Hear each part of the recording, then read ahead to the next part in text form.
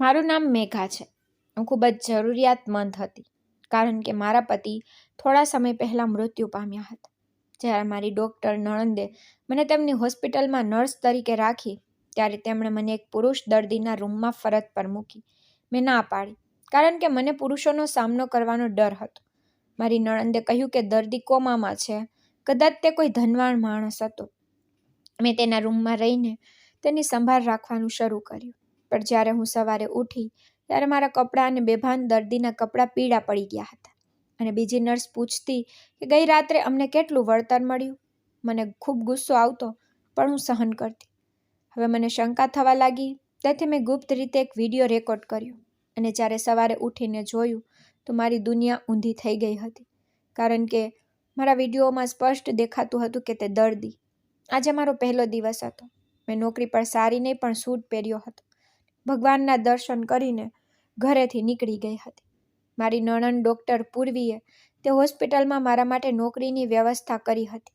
તે કહેતી, મેઘા, પોતાના પગ પર ઊભા રહેતા શીખો, લોકો પર ભાર ન બનો. અને હું ખરેખર ભાર બનવા માંગતી નહોતી. મારા પતિના મૃત્યુને 5 મહિના થઈ ગયા હતા. અચાનક થયેલા અકસ્માતને કારણે કોઈ તૈયારી નહોતી, કોઈ વિદાયનો સમય નહોતો. તે ફક્ત ચાલ્યા ગયા અને મને એકલી છોડી ગયા.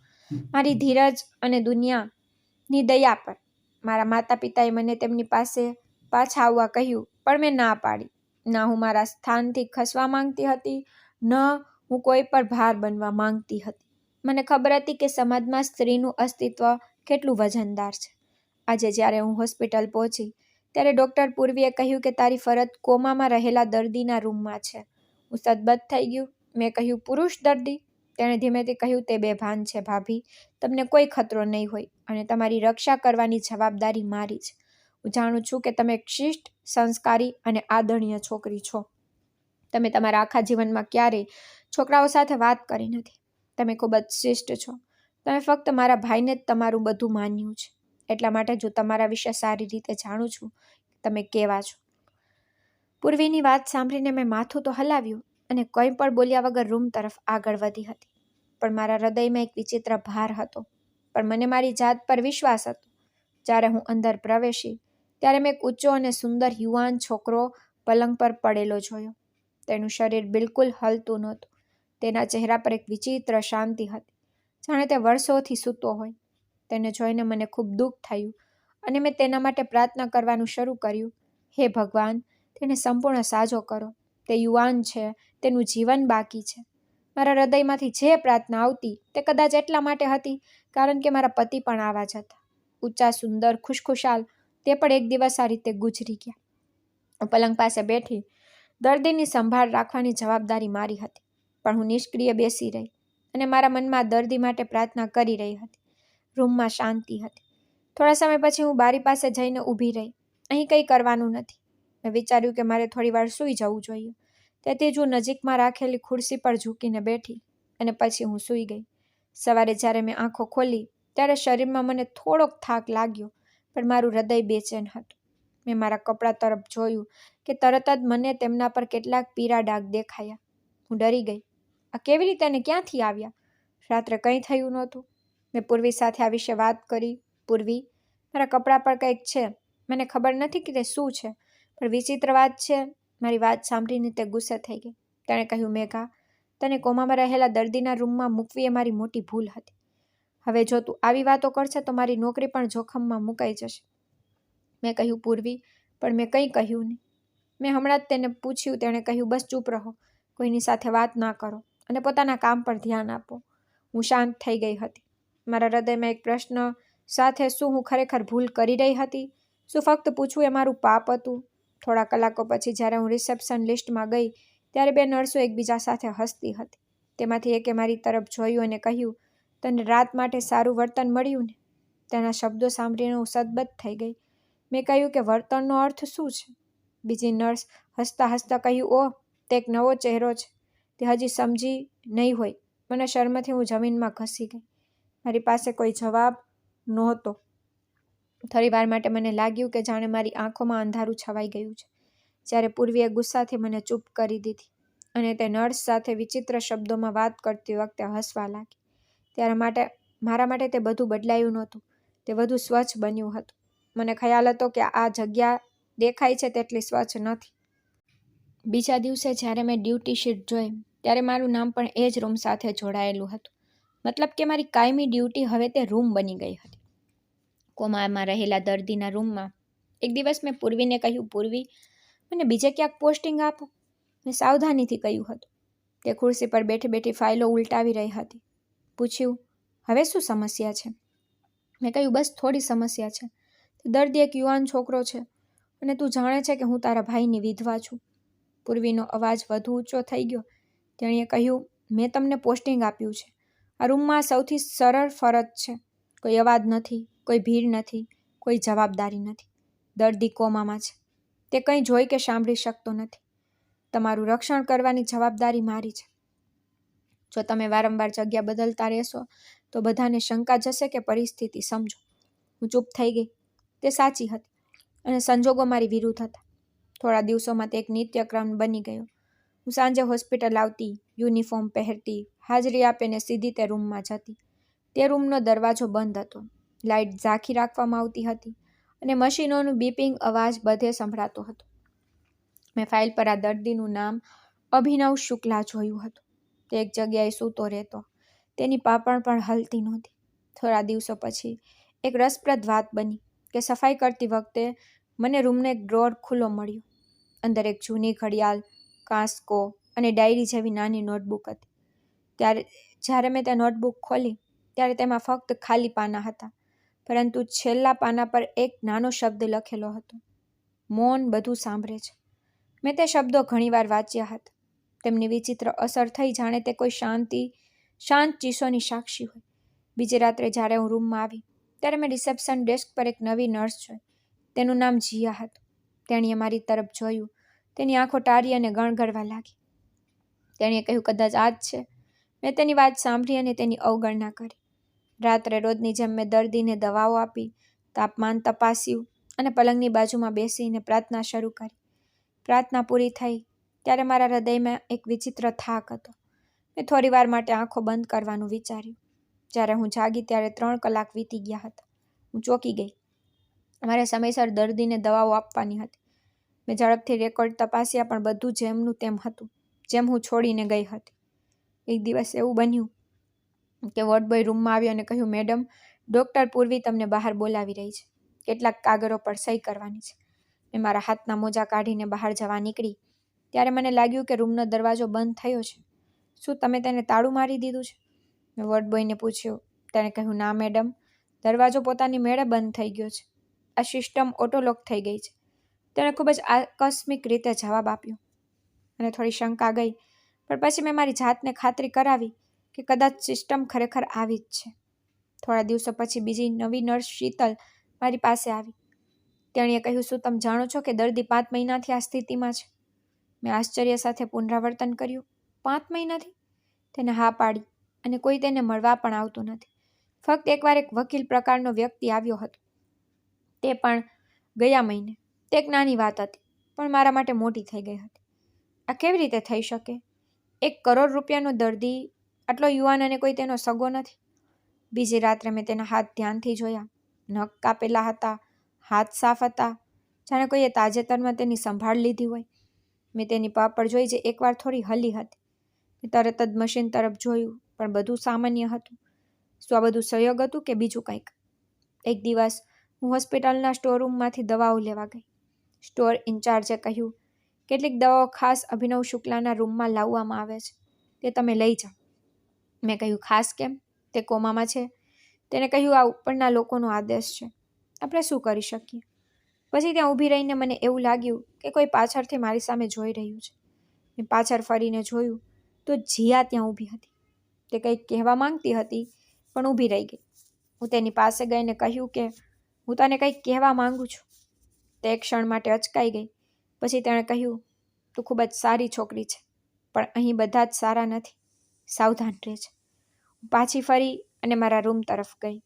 મારા હૃદયમાં એક વિચિત્ર બોધ સાથે બધું જ નિર્જીવ હોવા છતાં મારી સાથે વાત કરી રહ્યું હોય તેવું લાગતું હતું. દિવાલો, દરવાજા, પલંગની બાજુમાં ઓક્સિજન મશીન, તે શાંત દર્દી પણ. હું હવે ફક્ત એક નર્સ નહોતી. હું પણ એક તમાશો હતી અને કદાચ એક મૌન સાક્ષી પણ. હવે મારી ફરજ નિયમિત બની ગઈ. હું સાંજે આવીને દર્દીના રૂમમાં જતી, શાંતિથી દવાઓ આપતી, સફાઈ કરતી, થોડીવાર પ્રાર્થના કરતી, પછી એક ખૂણામાં ચાદર ઢાંકીને સૂતી. આ આખી પ્રક્રિયા દરમિયાન હું કોઈની સાથે વાત કરતી નહીં કે દખલ કરતી નહીં, પરંતુ થોડા દિવસોથી એક વિચિત્ર દિનચર્યા બની ગઈ હતી, જેના કારણે મારી ઊંઘ બેચેન થઈ ગઈ હતી. દરરોજ સવારે જ્યારે હું જાગતી ત્યારે મારા કપડાં પર પીળા ડાઘ હોતા. મને લાગ્યું કે કદાચ સફાઈ દરમિયાન તેના પર કોઈ દવા કે મલમ લગાવવામાં આવ્યો હશે. બીજા દિવસે અને પછી ત્રીજા દિવસે પણ આવું જ બન્યું. એક દિવસ જ્યારે હું નર્સિંગ રૂમમાં મારું યુનિફોર્મ બદલી રહી હતી ત્યારે એક નર્સ અંજલિ મારી પાસે આવી. તેણે કહ્યું, મેઘા દીદી, તમારું યુનિફોર્મ ખૂબ જ વપરાયેલો લાગે છે. એવું લાગે છે કે તમારી રાત્રિની ફરજ સારી રીતે ચાલી રહી છે. મેં આશ્ચર્યથી તેની તરફ જોયું. મેં કહ્યું, તારો મતલબ શું છે? તે હસવા લાગી. પછી તેણે કહ્યું, અરે, હું મજાક કરી રહી હતી. તમે તરત જ ગંભીર થઈ ગયા. પછી બીજી નર્સ નિકિતા કહેવા લાગી, અંજલિ છોડી દે. મેઘા ખૂબ જ સારી છોકરી છે. તે આ બધી વાતો સમજી શકતી નથી. પણ હું શાંતિથી ત્યાંથી ચાલી ગઈ. પણ અંદર કંઈક મને પરેશાન કરી રહ્યું હતું. આ ડાઘમાં, શબ્દોમાં, હાવભાવમાં ચોક્કસ કંઈ અજુગતું હતું. પછી ડ્યુટી દરમિયાન બીજી એક ઘટના બની. એક વોર્ડબોય દવા આપવા ગયો. મેં તેને નમસ્તે કર્યું, પણ તે જવાબ આપ્યા વિના અંદર પ્રવેશ્યો. તેને દવા રાખી, દરવાજા તરફ પાછો ફર્યો અને હળવા સ્મિત સાથે કહ્યું, તમે ખૂબ જ બહાદુર છો મેડમ. મને આશ્ચર્ય થયું. શું મતલબ છે? તેણે કહ્યું, કંઈ નહીં, બસ એમ જ. અને પછી આ કહીને ત્યાંથી ચાલ્યો ગયો. આ પહેલી વાર હતું જ્યારે કોઈએ મને બહાદુર કહી, પણ હું સમજી શકી નહીં કે તેના શબ્દો પાછળ શું છે. બીજા દિવસે રાત્રે રૂમમાં પ્રવેશ કરતી વખતે મેં દરવાજાનું તાળું તપાસ્યું. મને કંઈક વિચિત્ર લાગ્યું, જાણે અવાજ વિચિત્ર હોય. જ્યારે દરવાજો બંધ થયો ત્યારે અંદરથી ખરેખર લોકો જાતે બંધ થઈ ગયો હોય. મારા મનમાં એક વિચાર આવ્યો કે કદાચ સિસ્ટમમાં ખરેખર કોઈ ખામી હશે. મેં મારો મોબાઈલ કાઢ્યો ને વિડીયો બનાવવાનો પ્રયાસ કર્યો, પણ ઇન્ટરનેટ કામ કરતું નહોતું. એક બાજુ દિવાલ હતી, બીજી બાજુ એક જૂનું વેન્ટિલેટર હતું જે ઘણીવાર પોતાની મેળે થોડો અવાજ કરતું, જાણે કોઈ ધીમે ધીમે શ્વાસ લઈ રહ્યું હોય. આ વખતે મેં તેને ધ્યાનથી જોયું. સમજાયું કે અવાજ વચ્ચે વચ્ચે આવતો હતો અને જ્યારે હું પ્રાર્થના કરી રહી હતી ત્યારે બંધ થઈ ગયું. તે રાત્રે મેં રૂમમાં બધું બદલી નાખ્યું. જ્યાં હું જમીન પર સૂતી અને મારા પગ જ્યાં હતા તે બાજુ પર મીઠાની પાતળી દોરી બનાવી હતી. મને લાગ્યું કે કદાચ કોઈ પ્રાણી આવી રહ્યું છે અને જઈ રહ્યું છે. પરંતુ સવારે જ્યારે મેં મારી આંખો ખોલી ત્યારે તે દોરી જામી નહોતી. તે ખસી ગઈ હતી. તે કેટલીક જગ્યાએથી ભૂસાઈ ગઈ હતી અને મારા કપડાં પણ એ જ ડાઘ હતા. હવે હું ડરી નહોતી. હું ફક્ત બેફિકર હતી. કોઈ રહસ્ય જરૂર છે. મારી નણંદ પૂર્વીએ થોડા દિવસો પછી મને કેન્ટીનમાં બોલાવી. ત્યાં બેઠી તેણે કહ્યું, જુઓ મેઘા, તમારા વિશે વારંવાર ફરિયાદો આવે છે. તમારા કાર્યો પર ધ્યાન આપો. મેં કહ્યું, કઈ ક્રિયાઓ? ફક્ત મારા કપડાં પરના ડાઘ વિશે વાત કરું છું. તેણે કહ્યું, બસ કરો મેઘા. જો તમે આ નોકરી ચાલુ રાખવા માંગતા હોય તો ચૂપ રહેવાનું શીખો. જો તમે વધુ પ્રશ્ન પૂછશો તો અહીંના દરવાજા તમારા માટે બંધ થઈ જશે. મેં શાંતિથી માથું હલાવ્યું. પણ મેં મારા દિલમાં એક નિર્ણય લીધો હતો. આગામી ફરજ પહેલાં હું મારા પતિનો જૂનો કેમેરો મારી સાથે લાવીશ. તે કેમેરો જે તેમણે મારા ગયા જન્મદિવસે મને ભેટમાં આપ્યો. એ જ કેમેરો મારા પ્રશ્નોના જવાબ આપશે. કંઈક તો છે, કેટલાક વિચિત્ર સંકેતો જે મને સતત કંઈક સમજાવવાનો પ્રયાસ કરી રહ્યા છે. કદાચ બીજી રાત્રે એ સંકેતો સ્પષ્ટ થઈ જશે. જ્યારે તે રાત આવી જેમાં મેં મારા પતિનો જૂનો કેમેરો ઉપાડ્યો ત્યારે મારા હૃદયમાં એક વિચિત્ર ગભરાટ અનુભવાયો. તે કેમેરો મારા માટે ફક્ત એક કેમેરો નહોતો. તે જીવનનું પ્રતીક હતું જે અચાનક મારા હાથમાંથી સરકી ગયું. મેં કેમેરાની બેટરી ચાર્જ કરી, એક ગુપ્ત જગ્યાએ માઇક્રો એસડી દાખલ કરી અને વિચાર્યું કે કેમેરો ક્યાં મૂકવો જેથી બધું રેકોર્ડ થઈ જાય, પણ કોઈને શંકા ન થાય. તે રાત્રે મેં મારા દિલે જે કહ્યું તે કર્યું. મેં કેમેરો એક જગ્યાએ મૂક્યો. મેં દર્દીના પલંગની સામે જ પ્રકાશ મંદ રાખ્યો, લાઇટ ધીમી રાખી જે હું હંમેશા રાખતી, જેથી વાતાવરણમાં કોઈ ફેરફાર ન અનુભવાય. બધું કામ પૂર્ણ કર્યું. દરરોજની જેમ મારી જગ્યાએ ચાદરથી ઢકાઈને સૂઈ ગઈ. પણ આ વખતે મને સૂવાનો વિચાર નહોતો. હું દરેક અવાજ સાંભળતી રહી. આંખો બંધ હતી પણ મન સંપૂર્ણપણે જાગૃત. રાત્રિના કોઈ સમયે, કદાચ સવારના 2 વાગ્યા પછી, એવું લાગ્યું કે રૂમમાં થોડી હલનચલન થઈ રહી છે.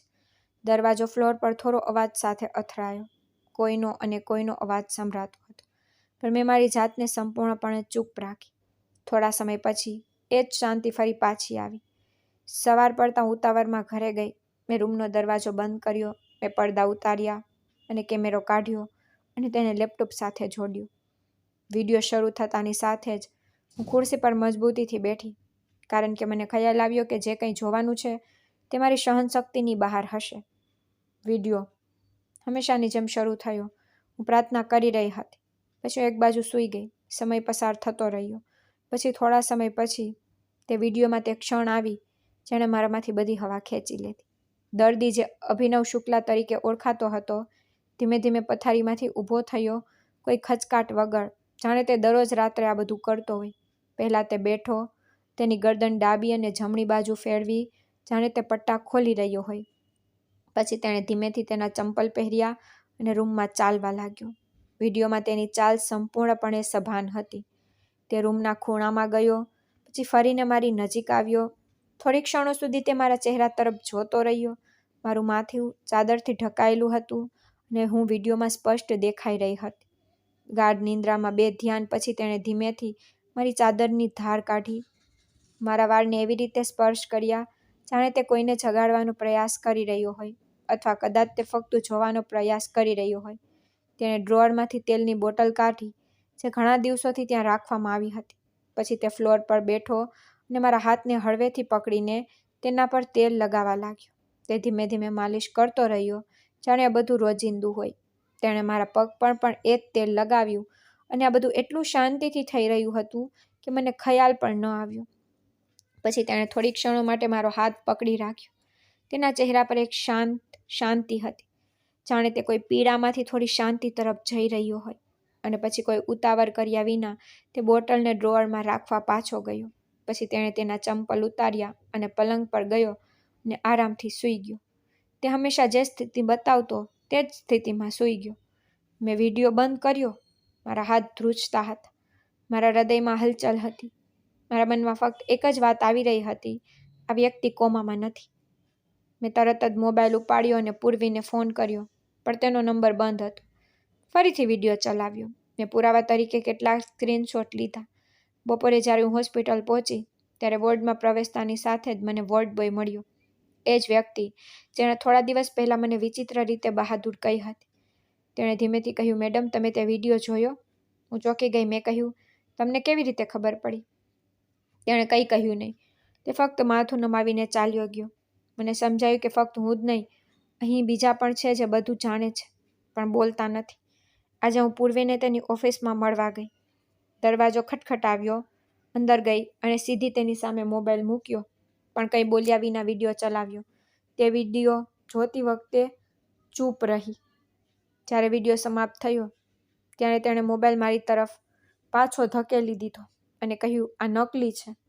કદાચ તે આ બધું સ્વપ્નમાં જોયું હશે. તારો વિડીયો હોસ્પિટલ સ્ટાફ પર હુમલો છે.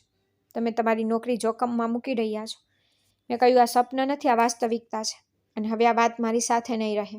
તેણીએ કઠોર શબ્દમાં કહ્યું, મેઘા, તું અત્યારે ભાવુક છે. થોડા દિવસ માટે રજા લે તો સારું. મેં કહ્યું, ના, હું મારી આગામી ફરજ પર આવીશ. ત્યાં અને તે જ રૂમમાં પૂર્વી મારી સામે જોતી રહી. હું ત્યાંથી ચાલી ગઈ. તે સાંજે જ્યારે હું સ્ટોર રૂમમાંથી દવા લેવા ગઈ ત્યારે નર્સ શીતલ મારી નજીક આવી. તેણીએ ધીમેથી કહ્યું કે જે વ્યક્તિ બેડ પર છે તે ફક્ત ઊંઘતો નથી, તે જુએ છે અને સાંભળે છે. મેં કહ્યું કે તને કેવી રીતે ખબર? તેણીએ કહ્યું કે ક્યારેક તે મારા કાર્ય પર પણ હસ્યો હતો, જ્યારે મને લાગ્યું કે તે બેભાન છે, પણ તે બેભાન નથી. તે દિવસે મને સમજાયું કે કંઈક ખોટું છે.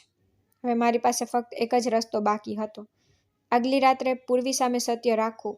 મેં તે વિડીયો વારંવાર જોયો. દર વખતે મને આશા હતી કે કદાચ તે કોઈ ભ્રમ હશે, અથવા કોઈ સમસ્યા હશે, કોઈ ફ્રેમ કપાઈ ગઈ હશે, કોઈ દ્રશ્ય સમજ બહાર નીકળી ગયું હશે, પરંતુ દર વખતે વાસ્તવિકતા સ્પષ્ટ થઈ ગઈ.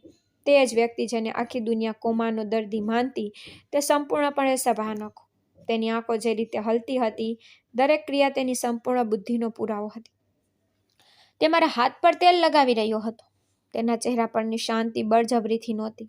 એવું લાગતું હતું કે તે કોઈ કામ પૂર્ણ કરવામાં વ્યસ્ત હતો, અને આ બધું મારી મૂંઝવણ વધારી રહ્યું હતું. આ વખતે મેં વિડીયો સાથે કેટલાક વધુ પુરાવા એકત્રિત કર્યા. ચાદરમાંથી મેં ડાઘ સાફ કરીને ટીશ્યુમાં સેવ કરી લીધો. મેં ડ્રોઅરમાંથી બોટલનો ફોટો લીધો અને દરેક ક્ષણ મારી નોંધમાં લખી. મારો હેતુ ફક્ત સત્ય સુધી પહોંચવાનો હતો, ન તો બદનક્ષી કે ન યુદ્ધ. બીજા દિવસે હું પૂર્વીની ઓફિસ પહોંચી. દરવાજો બંધ હતો. મેં હળવો ખટખટાવ્યો. તે અંદર બેઠી હતી અને ફાઇલોમાં ખોવાયેલી હતી. મેં કહ્યું કે હું તને ફરી એકવાર વિડીયો બતાવવા માંગુ છું. તેણે આંખો ઊંચી કરીને કહ્યું, મેઘા, તું સરખી નહીં રહે. મેં કહ્યું, પૂર્વી, કૃપા કરીને એકવાર જો અને પછી જે નિર્ણય લેવો હોય તે લે. મેં લેપટોપ ચાલુ કર્યું, તેની સામે મૂક્યો. મેં વિડીયો ચલાવ્યો અને ચૂપચાપ બેસી ગઈ. વિડીયો ચાલતો રહ્યો. તેના ચહેરા પરના હાવભાવ ધીમે ધીમે ઊંડા થતા ગયા. તે જાણે છે કે હું પૂરા પ્રેમથી સત્ય કહી રહી છું, પરંતુ તે માનવાનો ઇનકાર કરી રહી છે. જ્યારે વિડીયો સમાપ્ત થયો ત્યારે તેણે લેપટોપ બંધ કર્યું અને સરળ શબ્દોમાં કહ્યું કે આ વિડીયો નકલી છે. તમે તેને કોઈ દ્વારા સંપાદિત કરાવ્યો છે. આવા આરોપો લગાવીને તમે તમારી અને મારી નોકરી જોખમમાં મૂકી રહ્યા છો. પૂર્વી, તમે જાણો છો કે આ સત્ય નથી. તેણે કહ્યું, બસ જો તમે આ વિડીયો બીજા કોઈને બતાવીશ કે કંઈ પર ફેલાવશો તો હું તમને નોકરીમાંથી કાઢી મૂકવા મજબૂર થઈશ. હું વડાને તેની જાણ કરીશ. મેં આશ્ચર્યથી તેની આંખોમાં જોયું. કોઈ ડર નહોતો, કોઈ સહાનુભૂતિ નહોતી, ફક્ત એક અટક હતી. જાણે તે પોતે જ કોઈ મજબૂરીમાં ફસાઈ ગઈ હોય. મારા માટે આનાથી વધુ દુઃખદાયક કંઈ નહોતું કે જેના પર હું સૌથી વધુ વિશ્વાસ કરતી હતી તે મારો અવાજ દબાવવા માટે તૈયાર હતી. હું શાંતિથી બહાર આવી. હું કોરિડોરમાં નર્સ જીયાને મળી. તે એક જ નજરમાં બધું સમજી ગઈ. તેણે ધીમેથી પૂછ્યું, બધા ના પાડી રહ્યા છે ને? મેં ફક્ત માથું હલાવ્યું. તેણે કહ્યું, ચાલો હું તને કંઈક બતાવું. તે મને સ્ટોરરૂમમાં લઈ ગઈ. ત્યાં તેણે એક જૂના શેલ્ફ પાછળથી એક પરબીડિયું કાઢ્યું અને કહ્યું કે તેમાં અભિનવ શુક્લાના જૂના રિપોર્ટ હતા. આ જુઓ. તેણે એક પાનું કાઢ્યું અને કહ્યું કે આ તેનો નવો રિપોર્ટ છે, જે ક્યારેય રજિસ્ટરમાં સામેલ નથી કર્યો. તેના પર લખ્યું છે કે દર્દીને ઊંઘની ગોળીઓ આપવામાં આવી છે, પણ તેનો પ્રભાવિત સામાન્ય છે. કોમાનો કોઈ પુરાવો નથી. મેં તે રિપોર્ટ મારા હાથમાં એવી રીતે લીધો જાણે મેં કંઈ હથિયાર પકડ્યું હોય. મેં પૂછ્યું, તારી પાસે બધું ક્યારથી છે? તેણીએ કહ્યું, મારી પાસે આ બધું ઘણા સમયથી છે, પણ મને ક્યારેય કોઈને બતાવવાની હિંમત નહોતી. તું બતાવીશ? મેં કહ્યું, હવે તેને છુપાવવાનો ગુનો છે. તે જ સાંજે મેં રિપોર્ટ, વિડીયો અને ફોટા મારી પાસે એક ફોલ્ડરમાં રાખ્યા અને સીધી હોસ્પિટલના એક સિનિયર એડમિન ઓફિસરની ઓફિસમાં ગઈ, જેનું નામ ડૉક્ટર સંજય હતું. તે પોતાના વર્તનમાં ખૂબ જ કડક વ્યક્તિ હતા, પરંતુ તેઓ સિદ્ધાંતો પ્રત્યે ખૂબ જ કડક હતા. મેં કહ્યું, સર, હું તમને એક ગંભીર વાત કહેવા માંગુ છું. જ્યારે મેં તેમને આખી વાત કહી ત્યારે તેમણે કહ્યું, શું તમારી પાસે સબૂત છે? તેમણે તરત જ કહ્યું. મેં આખું ફોલ્ડર ખોલીને તેમની સામે મૂક્યું. તેમણે દરેક વસ્તુને ધ્યાનથી જોઈ. તેમણે વિડીયો ચલાવ્યો, રિપોર્ટ્સ જોયા અને પછી ધીમેથી બોલવા લાગ્યા, જો આ સાચું હોય તો આખી સિસ્ટમ ખાટા પર ચાલી રહી છે. મેં કહ્યું, હા સર, અને મારી નણંદ ડૉક્ટર પૂર્વી તે બધું જાણે છે. તેમણે તરત જ ફોન ઉપાડ્યો. તેમણે કોઈને ફોન કર્યો અને મને શાંતિથી મારી ફરજ પર પાછા જવાનું કહ્યું. બાકીનું બધું અમે સંભાળીશું. તે જ રાત્રે મેં મારા મનમાં નક્કી કર્યું કે આજે ગમે તે થાય, હું સત્યથી પાછળ નહીં હટીશ. જ્યારે હું રૂમમાં આવી ત્યારે અભિનવ શુક્લા શાંત હાલતમાં પડ્યો હતો, પરંતુ આજે પહેલીવાર તેને જોયા પછી મને ન તો ડર લાગ્યો કે ન તો ગભરાટ થઈ, કારણ કે હવે મને ખબર પડી કે તે બેભાન નથી, તે ફક્ત ચૂપ હતો. ડૉક્ટર સંજયે વિડીયો જોયા પછી કહ્યું, મને લાગ્યું કે તે મામલો સંભાળી લેશે, પરંતુ 2 દિવસ વીતી ગયા અને કોઈ હિલચાલ દેખાઈ નહીં. પૂર્વીએ મારી સાથે એકવાર પણ વાત કરી નહીં, બસ મને એક નજર નાખી, જાણે હવે હું તેના માટે બિનજરૂરી બની ગઈ છું. ફરજ હજુ પણ એ જ હતી, કેમેરો એ જ હતો, દર્દી એ જ હતો અને વાતાવરણ એ જ શાંત હતું. વિચારવા લાગી કે ફક્ત વિડીયો અને મૌખિક ફરિયાદ પૂરતી નથી. મને એવા પુરાવાની જરૂર છે જે ફક્ત જોઈ જ ન શકાય, પણ વાંચી પણ શકાય. તે રાત્રે મેં એક યોજના બનાવી. રાત્રિ ફરજ દરમિયાન જ્યારે વોર્ડ ક્લાર્ક રૂમમાં ગયો ત્યારે હું શાંતિથી નર્સિંગ કાઉન્ટર પર પાછી ગઈ, જ્યાં દર્દીઓની ફાઇલો રાખવામાં આવતી હતી. હું ફાઇલો શોધવામાં મારો સમય બગાડવા માંગતી નહોતી. મને અભિનવ શુક્લાનું નામ મળ્યું. તરત જ રૂમમાં પાછી આવી ગઈ. મેં દરવાજો બંધ કર્યો. મેં પલંગ લેમ્પ પ્રગટાવ્યો અને ફાઇલ ખોલી. તેના પહેલા પાના પર લખ્યું હતું કે દર્દી ઊંડા કોમામાં 3 મહિનામાં દેખરેખ હેઠળ. આ એ જ વાત હતી જે બધા કહેતા, પરંતુ બીજા પાના પર બીજો કાગળ ચોંટાડેલો હતો, જે ઉતાવળમાં સામેલ કરવામાં આવ્યો હતો. તેના પર એક સરળ સૂચના લખેલી હતી, નામ અભિનવ શુક્લા, રક્ષણાત્મક નિરીક્ષણ હેઠળ સ્થિતિ સ્થિર. અભિનવ શુક્લા? મેં આ નામ પહેલાં સાંભળ્યું હતું. ઘણા વર્ષ પહેલાં જ્યારે હું મારા પતિ સાથે એક ન્યૂઝ શોપ પર ગઈ હતી ત્યારે તેમણે મને કહ્યું હતું કે અભિનવ શુક્લા એક મોટો ઉદ્યોગપતિ છે. રિયલ એસ્ટેટ, ટેક્સટાઇલ એન્ડ એનજીઓમાં તેમનું નામ બધે જ હતું. મેં ફાઇલના વધુ પાના ફેરવ્યા. રિપોર્ટમાં કેટલીક વસ્તુઓ ખૂટતી હતી, જાણે કોઈ જાણી જોઈને માહિતી છુપાવી રહ્યું હોય. મેં જૂના એક્સ-રે રિપોર્ટની પાછળ હાથથી લખેલી વિગતો જોઈ. સ્પ્રેડ દ્વારા ઉલ્લેખિત ખોટા શંકાસ્પદ કેસનો ઉપયોગ થઈ શકે છે. મેં તે ફાઇલને ચાદરમાં લપેટીને પાછી રાખી દીધી. મારા મનમાં એક નવો પ્રશ્ન આવ્યો. જો આ દર્દી આટલો શક્તિશાળી હતો તો તેને અહીં કેમ છુપાયો હતો? કોણ ઈચ્છતું હતું કે તે ક્યારેય જાગે નહીં? બીજા દિવસે મેં હોસ્પિટલની એક જૂની નર્સ સાધનાજી સાથે વાત કરવાનું નક્કી કર્યું. તે દિવસની શિફ્ટમાં આવતી હતી. તે 20 વર્ષથી અહીં કામ કરતી હતી. તે હોસ્પિટલની દિવાલો મૌન હતી પણ બધું જાણતી હતી. કેન્ટીનમાં ચા પીતી વખતે મેં પૂછ્યું, શું તમને અભિનવ શુક્લા વિશે કંઈ ખબર છે? તે એક ક્ષણ માટે રોકાઈને પછી પૂછ્યું કે તું કેમ પૂછે છે? મેં કહ્યું કે મેં હમણાં જ કેટલાક જૂના રિપોર્ટ્સ જોયા છે. તે જ પ્રકારનો દર્દી છે તેવો લાગતો નથી. તેણી આસપાસ જોયું. પછી તેણે ધીમેથી કહ્યું, શું તને અત્યાર સુધી કોઈ ધમકીઓ મળી છે? મેં કહ્યું ના, પણ સત્ય જાણવાની સજા ક્યારેય દૂર નથી. સાધનાજી થોડી વાર ચૂપ રહ્યા. પછી મને ધીમેથી કહ્યું, આ માણસ થોડા મહિના પહેલાં ઝેરના કેસમાં આવ્યો હતો. તેણે ઝેર પી લીધું હતું.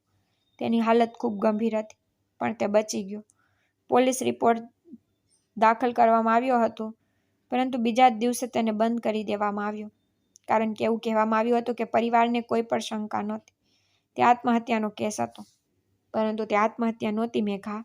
મેં તેના કપડા પર નિશાન જોયા હતા અને સૌથી અગત્યનું, જ્યારે તે ભાનમાં આવ્યો ત્યારે તેણે પોતે કહ્યું હતું કે મારા નજીકના ભાઈ બહેન મને મારી નાખવા માંગતા હતા. મેં કહ્યું કે પછી તમે આ બધું કેમ છુપાવ્યું? તેણીએ કહ્યું કારણ કે તેણે પોતે કહ્યું હતું કે તે જીવિત હોવાના સમાચાર ફેલાવવા માંગતો નથી. તેણે કહ્યું હતું કે મને મૃત્યુની નજીક માનીને જે ચહેરો ખુલ્લો પડી રહ્યો છે તે સંપૂર્ણપણે ખુલ્લો થઈ જાય. આ બધું સાંભળીને હું સદબત થઈ ગઈ. મેં કહ્યું કે તે કોમામાં નથી? મેં ફરીથી પૂછ્યું. તેણે કહ્યું ના દીકરી, તે હમણાં જ એક નાટક કર્યું છે જેથી ખરો ગુનેગાર બહાર આવે. મેં કહ્યું તો પછી તમે આ વાત કોઈને કેમ ન કહી? તેણે કહ્યું કે મને હંમેશા લાગતું કે કહું પણ ફરીથી એ ડર કે નોકરી છૂટી જશે તો શું થશે. તારી પાસે એ હિંમત છે જે અમારી પાસે નહોતી. કદાચ તું એ મૌન સાક્ષી છે જેને ભગવાને પસંદ કરી છે. એ બધી રાતો મારી નજર સામે ફરવા લાગી. જ્યારે તે વ્યક્તિ આવીને મારી નજીક બેઠો, મારા હાથ પર તેલ લગાવતો રહ્યો અને ચૂપચાપ પાછો જતો. કેટલી અજાણ હતી પણ હવે નહીં. હું વોર્ડમાં પાછી આવી, રૂમનો દરવાજો બંધ કર્યો. થોડી વાર માટે તેના ચહેરા તરફ જોયું. તે ગતિહીન, ચૂપ હતો.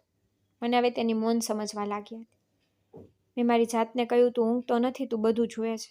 અને હવે મને કંઈ દેખાતું નથી. હું ફક્ત એક નર્સ નહોતી. હવે હું તેમની વાર્તામાં એક પાત્ર બની ગઈ હતી જે બધાની નજરથી છુપાયેલી હતી. હું એક મૌન સાક્ષી હતી જે સત્યની નજીક આવી ગઈ હતી. સાધનાજીના શબ્દો મારા મનમાં ગુંજતા હતા. જતા પહેલાં તેમણે જે કહ્યું હતું તે ફક્ત એક રહસ્ય નહોતું, એક ભારે જવાબદારી પણ હતી. અભિનવ શુક્લા જીવિત હતો, તે સભાન હતો અને પોતાને મૃત જાહેર કરીને પોતાના લોકોને ખુલ્લા પાડી રહ્યો હતો. હોસ્પિટલના કેટલાક લોકો જેમને ખોટા માનતા હતા તેઓ એક કિંમતે ચૂપ થઈ ગયા હતા અને મારી નણંદ ડૉક્ટર પૂર્વી ત્યાં ઊભી હતી તે બધું જાણતી હતી. તે ફક્ત એક પ્યાદો બની ગઈ હતી. મને ફરીથી જઈને તેની તપાસ કરવાનું મન થયું. પ્રશ્નો પૂછવા, પણ મને પહેલેથી જ ખબર હતી કે હવે મારા પ્રશ્નો તેમના તરફથી નહીં પણ તે વ્યક્તિ તરફથી હોવા જોઈએ જેણે પોતાને મૃત જાહેર કર્યો છે. મને રાતભર તેમની પાસે બેસાડવામાં આવી અને શાંતિથી તમાશો જોતો રહ્યો. તે દિવસે મેં મારી ફરજ પૂર્ણ કરી. કોઈની સાથે વાત કરી નહીં, કોઈનો સામનો કર્યો નહીં. મારા હૃદયમાં ફક્ત એક જ વિચાર હતો, આજે મારે વાત કરવી છે, આજે મારે સત્ય જાણવું છે. હું હોસ્પિટલ જવા નીકળી ગઈ. આજે મેં યુનિફોર્મ પહેર્યો અને મારા પતિએ આપેલી ઘડિયાળ પહેરી જે ફક્ત ખાસ પ્રસંગોએ જ પહેરતી. મારા હૃદયમાં એક નિર્ણય હતો, નબળાઈ નહીં. રૂમમાં પ્રવેશી રોજની જેમ દરવાજો બંધ કરતા પહેલાં મેં જીયાને બહાર જોઈ. તે થોડે દૂર ઊભી હતી, મારી સામે જોઈ રહી હતી. મેં ધીમેથી માથું હલાવ્યું અને તે ફરી ગઈ. દરવાજો બંધ થઈ ગયો. રૂમ અંધકારમાં ડૂબી ગયો. ફક્ત મોનિટરનો વાદળી પ્રકાશ દિવાલ પર હળવેથી પડી રહ્યો હતો. હું ધીમે ધીમે પલંગની નજીક ગઈ. મારું હૃદય ધબકતું હતું, પણ મારા પગલાં મજબૂત હતા. મને બધું ખબર છે, મેં ધીમેથી કહ્યું. હવે આ નાટક બંધ કરો. તે ક્ષણ થોડી ક્ષણોનો મહેમાન હતો. જ્યારે અચાનક આંખો પટપટાવાની ગતિ આવી, તેણે આંખો ખોલી. હું સીધી ઊભી થઈ ગઈ હતી અને તે અભિનવ શુક્લા મારી સામે સંપૂર્ણ સભાનતાથી જોઈ રહ્યો હતો. તેણે કહ્યું, આખરે તને સત્ય ખબર પડી ગઈ છે મેઘા. મેં કહ્યું, આ નાટક કેટલા દિવસોથી ચાલી રહ્યું છે? તેના અવાજમાં કોઈ ગભરાટ નહોતી. તેણે કહ્યું, ઘણા દિવસોથી, ઘણા મહિનાઓથી, પણ તારા આવ્યા પછી આખી રમતમાં બીજો વળાંક આવ્યો. મેં કહ્યું, તે મને કેમ પસંદ કરી? તેણે કહ્યું, મેં તને પસંદ નથી કરી, પરિસ્થિતિએ પસંદ કરી. તારી શાલીનતા, તારું મૌન અને તારો શાંત સ્વભાવ, બધું આપમેળે મારા માટે વિશ્વાસનો પાઠ બની ગયું. મેં કહ્યું, અને પૂર્વી, તે પણ બધું જાણે છે? તેણે કહ્યું, ના, પૂર્વી ફક્ત એટલું જ જાણે છે કે હું જીવિત છું. બાકીની વાર્તા તેના માટે પણ ઝાંખી છે. પણ તે જાણે છે કે પોતાને કેવી રીતે સુરક્ષિત રાખવી. મેં કહ્યું કે તારું મૌન મારા માટે એક સમસ્યા હતી. તું જાણતો હતો કે હું શું પીડાઈ રહી છું, છતાં પણ ચૂપ રહ્યો. તે થોડો સમય ચૂપ રહ્યો. પછી તેણે કહ્યું, હું લાચાર હતો. તમે કોઈ પર વિશ્વાસ કર્યો હોત તો બધું બરબાદ થઈ ગયું હોત. મને પણ તારા પર શંકા હતી, પણ તે પોતે જ બધું સાફ કરી દીધું. મેં કહ્યું, તમે શું ઈચ્છો છો? તેણે કહ્યું કે સત્યનો આખો ચહેરો બતાવવા. મારા પોતાના નજીકના ભાઈ બહેનો અને મારા ભાગીદારોએ મને મારી નાખવાની યોજના બનાવી હતી. મને ઝેર આપવામાં આવ્યું, કારના બ્લેક ફેલ કરાવ્યા અને પછી મને હોસ્પિટલમાં દાખલ કર્યા. પછી મારા મૃત્યુના સમાચાર ફેલાવ્યા હતા. મેં કહ્યું, પછી તમે આ બધું ચૂપચાપ કેમ સહન કરતા રહ્યા? તમે આ બધું કેમ સ્વીકાર્યું અને તમે કેમ સંતાયા ને? તેણે મને કહ્યું કે મેં સમય ખરીદ્યો છે. મારી બહાર બધું ખતરનાક છે, પણ અંદરથી હું દરેક વસ્તુ નોંધી રહ્યો છું. મારા વકીલ, મારા ગુપ્તચર રક્ષકો અને કેટલાક વફાદાર લોકો સંપૂર્ણ રિપોર્ટ તૈયાર કરી રહ્યા છે. બસ સમયની રાહ છે. મેં કહ્યું, અને ત્યાં સુધી મારે શું કરવું જોઈએ? તેણે કહ્યું, હવે તારે કંઈ કરવાનું નથી. તું ફક્ત મારા સત્યની સાક્ષી બની ગઈ છે. મેં ખુરશી ખેંચી અને તેની પાસે મૂકીને બેઠી. મેં કહ્યું, હું કોઈ તમાશો નથી અભિનવ. મેં હોસ્પિટલની દિવાલો પાછળ ઘણું સહન કર્યું છે, અને આજે જે કંઈ થશે તેમાં મારો પણ ભાગ હશે. તેણે હસીને કહ્યું, તારો ભાગ તો સૌથી મજબૂત છે. કદાચ તું આ વાર્તાની શરૂઆત છે. અમે ચૂપ થઈ ગયા. રૂમમાં ફક્ત મશીનોનો નરમ અવાજ રહ્યો. મને તે રાત્રે ઊંઘ ન આવી. તેને પણ ઊંઘ ન આવી. પહેલીવાર બે જાગતા લોકો તે રૂમમાં સાથે હતા, પડદા વગર, ખાટા વગર. સવાર પડી ત્યારે રોજની જેમ બહાર રોનક હતી, પણ પહેલીવાર મને શાંતિનો અનુભવ થયો, કારણ કે હવે મારી સામે કોઈ પડદો નહોતો. જ્યારે અભિનવે ધીમેથી કહ્યું, મને ખબર હતી કે તું બધું સમજીશ, ત્યારે મારા પગલાં આપમેળે પાછળ હટી ગયા. તેના શબ્દોમાં સંતોષ હતો, પણ મારા હૃદયમાં ભરેલો ગુસ્સો બહાર આવવા લાગ્યો હતો. મેં ઊંડો શ્વાસ લીધો અને કોઈ પણ ખચકાટ વગર કહ્યું, તમે મારા વિશ્વાસનો ફાયદો ઉઠાવ્યો. તમે મને દરરોજ રાતે આ રૂમમાં રાખી, તમારી વાસ્તવિકતા છુપાવીને મને તમાશો બનાવી. તે થોડીવાર ચૂપ રહ્યો. પછી ધીમેથી કહ્યું, ના મેઘા, મેં તારી કસોટી કરી. કોઈ વ્યક્તિના પાત્રનો ન્યાય કરવામાં સમય લાગે છે. હું દરેક પગલાં પર જોતો રહેતો કે મારી ગેરહાજરીમાં કોણ વફાદાર રહ્યું. તે એવું બધું કર્યું નથી જેની કોઈ અપેક્ષા કરતું નથી. હું મારા ગુસ્સાને છુપાવવા માંગતી હતી. હું પાછી ફરી ગઈ. સત્ય હતું કે તેના શબ્દોમાં પણ વજન હતું. હું મારા આત્મસન્માનનું બલિદાન આપવા માંગતી નહોતી, પણ મારે એ પણ સ્વીકારવું પડ્યું કે જે વ્યક્તિ આટલા મોટા ષડયંત્ર સામે એકલો ઊભો રહે છે, તે તરત જ કોઈના પર વિશ્વાસ કરી શકતો નથી. મેં પૂછ્યું કે તમને ક્યારે ખ્યાલ આવ્યો કે હું શંકા કરવા લાગી છું? તેણે કહ્યું, તે જ દિવસે જ્યારે તે મારો હાથ હટાવ્યો. તે રાત્રે પહેલીવાર મેં તારી આંખોમાં આત્મવિશ્વાસને બદલે પ્રશ્નો જોયા હતા. હું ખુરશી પર બેઠી. અભિનવ તેની હાલતમાં પડ્યો રહ્યો, પરંતુ તેની આંખોમાં તે ઊંડાણ હતું જે સત્ય છુપાવનારોમાં જોવા મળતું નથી. મેં કહ્યું, શું તમે આ બધામાંથી બહાર નીકળવા માંગો છો? મેં સ્પષ્ટ શબ્દોમાં પૂછ્યું. તેને કહ્યું, હા, ન્યાય અને મારા માટે ઊભા રહેલા વ્યક્તિઓની જામીન. જ્યારે બધા મને છોડી ગયા, આ બધું મારા હૃદય પર તીરની જેમ વાગ્યું. એક ક્ષણ આવી જ્યારે મેં વિચાર્યું, શું મારા અસ્તિત્વ ખરેખર આટલું મહત્વપૂર્ણ બની ગયું છે? મેં કંઈ માંગ્યું નહોતું, કંઈ સ્વીકાર્યું નહોતું, છતાં પણ એ જ વિચાર આવ્યો, કદાચ ભગવાને મને આ હેતુ માટે અહીં મોકલી હશે. મેં કહ્યું, તમે શું કરવાના છો? મેં વાત આગળ વધારી હતી. તેણે કહ્યું કે મારી કાનૂની ટીમ મારી સહીની રાહ જોઈ રહી છે. હું હોસ્પિટલ છોડી શકવા માટે સંપૂર્ણપણે સક્ષમ થઈશ કે તરત જ હું ત્યાંથી નીકળી શકીશ. મારા ભાઈ અને બહેનોના 2 ભાગ મારી સામે ફોજદારી કેસ દાખલ થશે. બધું કાયદેસર રીતે થશે. મેં કહ્યું, અને હોસ્પિટલનું શું? એ બધાએ મૌન ખરીદી લીધું છે. ત્યારે મને કહ્યું, ડૉક્ટર સંજય એક ધનવાન માણસ છે. તે મારા મદદગાર છે. તેને પણ મનાવવું મુશ્કેલ હતું, પણ હવે તે બધું સંભાળી રહ્યા છે. પૂર્વીને પણ બહાર કાઢવામાં આવશે. ફક્ત યોગ્ય સમયની રાહ જોઈ રહ્યા છે. મેં કહ્યું, તે મારી નણંદ છે. મને સમજાતું નથી કે તે આ બધામાં કેમ ચૂપ રહી. અભિનવે ધીમેથી કહ્યું, કદાચ તે ફક્ત સુરક્ષિત રહેવા માંગતી હતી. કેટલાક લોકો ક્રૂર નથી, તેઓ ફક્ત નબળા હોય છે. આ જવાબ મારા હૃદયને વીંધી ગયો. તે સાચું હતું, પણ સ્વીકારવું મુશ્કેલ હતું. મેં કહ્યું, તમને કેવી રીતે ખબર પડી કે હું હવે તમારી સાથે છું? મેં હવે તેને સીધું પૂછ્યું. તેણે કહ્યું, તું અહીં બેઠી છે, આટલું ઘણું છે. તેની આંખો હવે મને સ્પષ્ટ જોઈ રહી હતી. તે દેખાવમાં કોઈ ઈચ્છા નહોતી, આભાર હતો. તે રાત્રે જ્યારે હું હોસ્પિટલ છોડી ગઈ, ત્યારે પહેલી વાર મેં મારો યુનિફોર્મ હેઠળ છાતી પર શાંતિ અનુભવી હતી. હું રિસેપ્શનિસ્ટ પાસે રોકાયો અને આગામી 3 દિવસ માટે ડ્યુટીનો સમય બદલ્યો. ઈરાદો એ હતો કે આ 3 દિવસમાં હું આ ષડયંત્રનો ભાગ હોઈ શકું તે બધું જોઈશ, સાંભળીશ અને નોંધીશ. બીજા દિવસે મેં સાંજનાજીને વિશ્વાસમાં લીધા. મેં તેમને કહ્યું કે જો કંઈ થાય અને કોઈ તમને પ્રશ્ન કરે તો ફક્ત તેમને કહો કે મેઘા દર્દીની ગોપનીયતાનું ધ્યાન રાખે છે. મારા નિવેદનના જવાબમાં તેણીએ ફક્ત તેનું પર્સ ખોલ્યું અને અંદરથી એક જૂનો મોબાઈલ કાઢ્યો. તેણીએ કહ્યું કે આ તે દિવસનો છે જ્યારે તેનો ભાઈ પહેલી વાર અહીં આવ્યો હતો. મેં તેમાં કેટલાક રેકોર્ડિંગ્સ સાચવ્યા હતા. હું હંમેશા વિચારતી હતી કે ક્યારે આપું, પણ હવે સમય આવી ગયો છે. મેં તે ફોન લીધો. રાત્રે હું ઘરે ગઈ અને તેનો વિડીયો ચેક કર્યો. તે અભિનવના ભાઈનો અવાજ હતો. તે કહી રહ્યો હતો કે આ દુષ્ટ હજુ સુધી કેમ મર્યો નથી. ડૉક્ટરે ડોઝ વધુ વધારવો પડશે. તો તે મિલકતના કાગળો પર સહી કર્યા વિના મૃત્યુ પામે છે તો આખો પ્લાન બરબાદ થઈ જશે. આ સાંભળીને મારા હાથ ધ્રુજી. મેં બીજી ક્લિપ કોપી કરીને સાચવી હતી. બીજા દિવસે સવારે મેં તે અભિનવને સંભાળ્યા. તેણે શાંતિથી સાંભળ્યું અને આંખો બંધ કરીને કહ્યું, હવે રમત પૂરી થવા આવી છે. મેં કહ્યું, ના, એક ડગલું હજુ બાકી છે. તેણે કહ્યું. મેં કહ્યું કે તમારું સામે આવું છે. જે લોકોએ તમને મરી ગયો છે એમ વિચારીને તમારો ભાગ વેચી દીધો છે. તેણે હસીને ધીમે કહ્યું, શું તું મને સહારો આપશે? મેં કહ્યું, હવે હું પાછળ હટી શકતી નથી. અમે બંને જાણતા હતા કે આ ફક્ત એક કાવતરું નથી. આ એક નવી વાસ્તવિકતાની શરૂઆત હતી. અને તે વાસ્તવિકતામાં મારું પાત્ર સમાપ્ત થયું નહોતું, પણ શરૂ થયું હતું. જ્યારે મેં અભિનવને તે ઓડિયો સંભળાવ્યો ત્યારે તેણે આંખ પણ ન મીચી, જાણે તે પહેલેથી જ બધું જાણતો હોય. પરંતુ તે ક્ષણ પછી તેનું મૌન બદલાઈ ગયું હતું.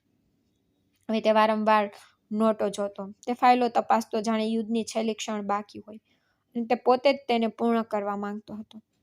હું ફક્ત જોઈ રહી હતી, સાંભળતી હતી અને શીખી રહી હતી. આ તે દિવસો હતા જ્યારે મને સમજાયું કે જો કોઈ વ્યક્તિ શાણપણ અને ધીરજથી કામ કરે તો આખી દુનિયાનું કાવતરું પણ તેને તોડી શકતું નથી. તેના વકીલો ઘણીવાર રૂમમાં આવતા. તેઓ ગુપ્ત દસ્તાવેજો પર સહીઓ લેતા અને વોટ્સએપ પર એકબીજાને ગુપ્ત સંદેશ મોકલવામાં આવતા. એક દિવસ મેં પૂછ્યું કે શું આ બધું યોગ્ય રીતે થઈ રહ્યું છે? અભિનવે જવાબ આપ્યો, આ યોગ્ય રીતે છે. તે લોકો મારા કરતાં વધુ હોશિયાર નથી, પણ તેઓ ચોક્કસ બેદરકાર છે. તેમના લોભે તેમને ખુલ્લા પાડ્યા છે. તે જ સાંજે જ્યારે હું મારી ફરજ પૂરી કરીને જવાની હતી ત્યારે હોસ્પિટલના પાછળના દરવાજા પર એક કાર શાંતિથી ઊભી રહી. કારમાંથી 2 માણસો બહાર આવ્યા. એકના હાથમાં લેપટોપ બેગ હતી. તે અંદર આવ્યો અને સીધો અભિનવના રૂમમાં પ્રવેશ્યો. સમજી ગઈ કે આ અંતિમ કાર્યવાહીની શરૂઆત છે. બીજા દિવસે મીડિયા વાન હોસ્પિટલની બહાર ઊભી હતી, પરંતુ કોઈ બૂમો કે હંગામો નહોતો. શાંતિથી 2 પોલીસની ગાડીઓ આવી અને હોસ્પિટલમાંથી 3 લોકોને કસ્ટડીમાં લઈ ગઈ અને ચાલ્યા ગયા. તે એ જ 2 ચહેરા હતા જેમને મેં અભિનવની ફાઇલ પર સહી કરતા જોયા હતા. પાછળથી ખબર પડી કે 1 મહિનાના રેકોર્ડિંગ, સાક્ષીઓના નિવેદનો અને નાણાકીય વ્યવહારોની સંપૂર્ણ ફાઇલ તૈયાર કરવામાં આવી હતી.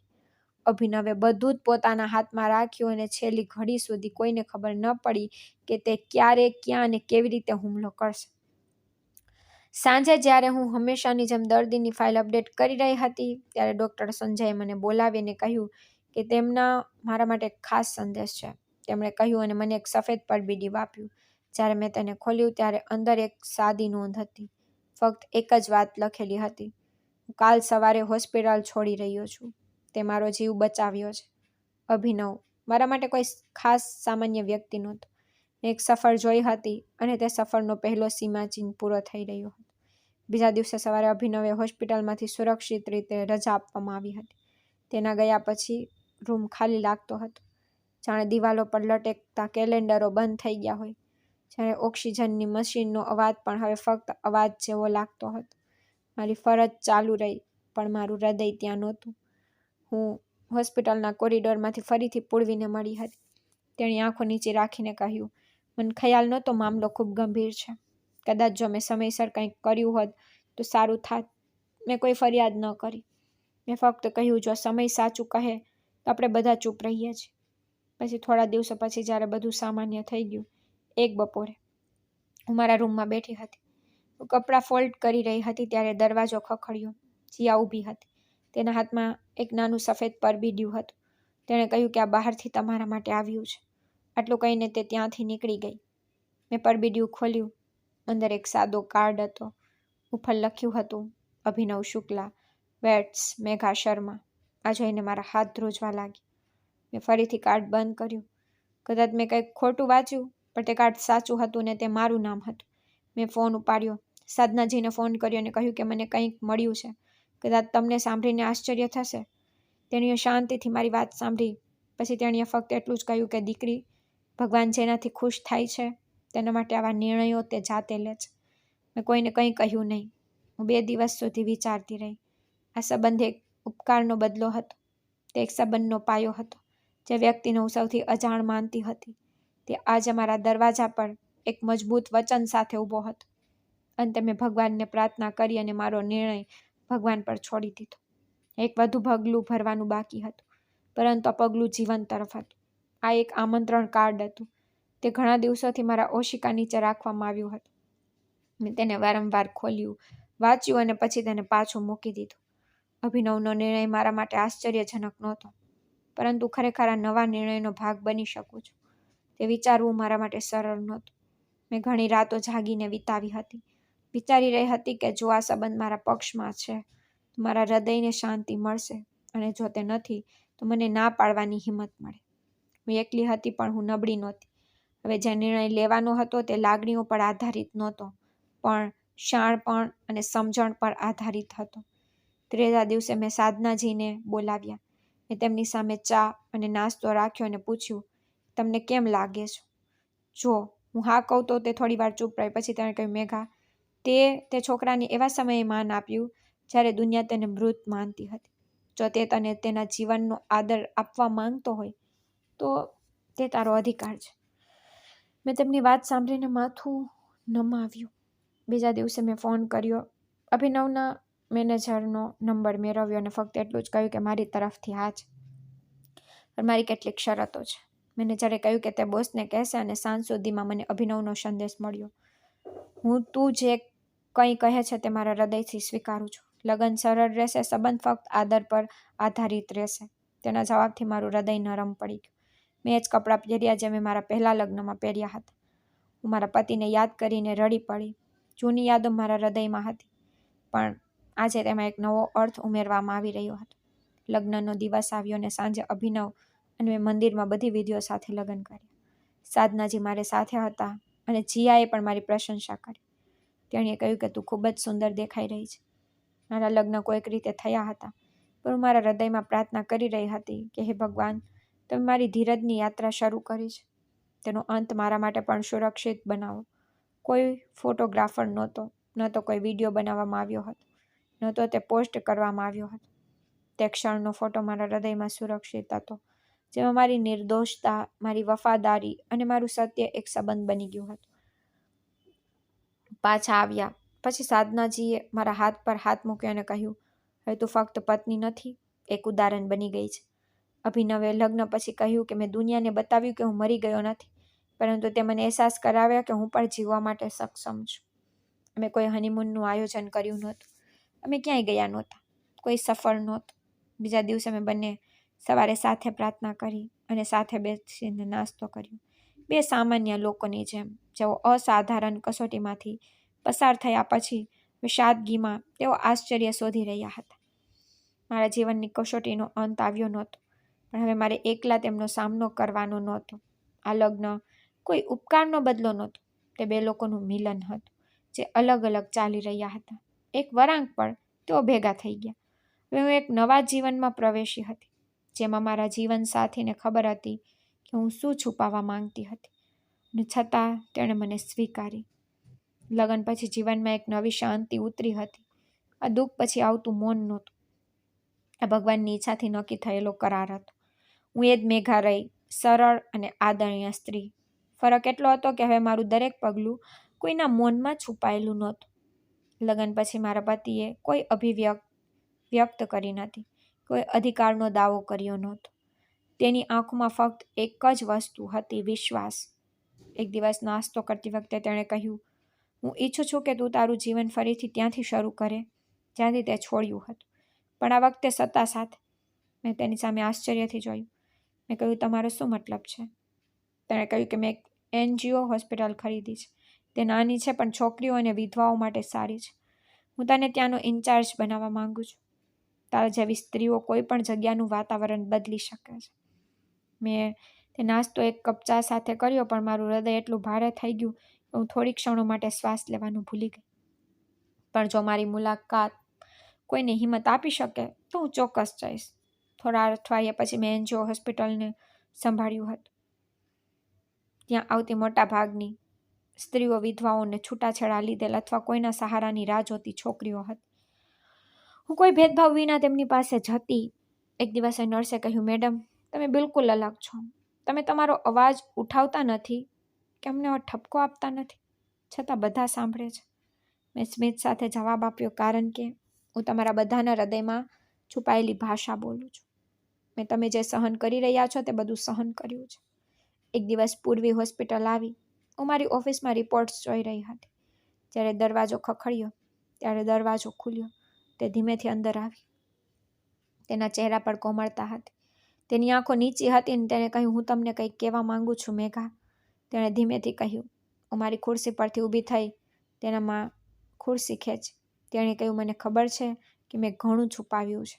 મેં ઘણી બધી વાતો કહી છે જે ન કહેવી જોઈતી હતી, કારણ કે હું પોતે ડરી ગઈ હતી. મને ગર્વ નહોતો, પણ તમે જે હું ન કરી શકી તે કર્યું. કૃપા કરીને મને માફ કરો. મેં ફક્ત એટલું જ કહ્યું કે તું મારી નણંદ હતી, હજુ પણ છે. સંબંધો ઈરાદાથી મજબૂત હોય છે. જ્યારે મેં વાત સાફ કરી ત્યારે અમે બંને થોડો સમય ચૂપ બેઠા રહ્યા. કેટલાક સંબંધો શબ્દ વિના પણ સારા થાય છે. ઘરે પાછા આવીને મેં મારા માટે કેટલાક સાદા કપડાં કાઢ્યા. મારો દિવસ હોસ્પિટલમાં પસાર થતો. સાંજ બાળકો સાથે પસાર થતી, કારણ કે ભગવાને મને દીકરીઓ આપી હતી, બે નાની દીકરીઓ, જેમને મેં સત્ય અને ધીરજ સાથે જોડાવાનું શીખવ્યું હતું. એક દિવસ મોટી દીકરીએ મને કહ્યું, મમ્મી, બધી સ્ત્રીઓ તમારા જેટલી જ મજબૂત હોય છે. મેં તેના કપાળ પર હાથ મૂક્યો અને કહ્યું, ના, પણ જે સ્ત્રી ધીરજ, આદર અને સત્ય અને પોતાનું હથિયાર બનાવે છે તેને કોઈ નમાવી શકતું નથી. અભિનવ ઘણીવાર સાંજે મોડા ઘરે આવતા, પણ તે બહાર બેસીને મારા દિલ વિશે પૂછતા હતા. ક્યારેક તે બધું શાંતિથી સાંભળતા, પછી તે ફક્ત એક જ વાક્ય કહેતા, તું એ પ્રકાશ છે જે ઓલવાઈ ગયા પછી પણ પ્રકાશ આપતો રહે છે. અમારા સંબંધોમાં કોઈ દેખાવ નહોતો, પણ અપાર આદર હતો. પછી એક દિવસ હોસ્પિટલમાં કામ પર જતી વખતે હું તે દરવાજા સામેથી પસાર થઈ જ્યાં મારી પહેલી ફરજ પૂર્ણ થઈ હતી. એ જ રૂમ જ્યાંથી મારો ટેસ્ટ શરૂ થયો હતો.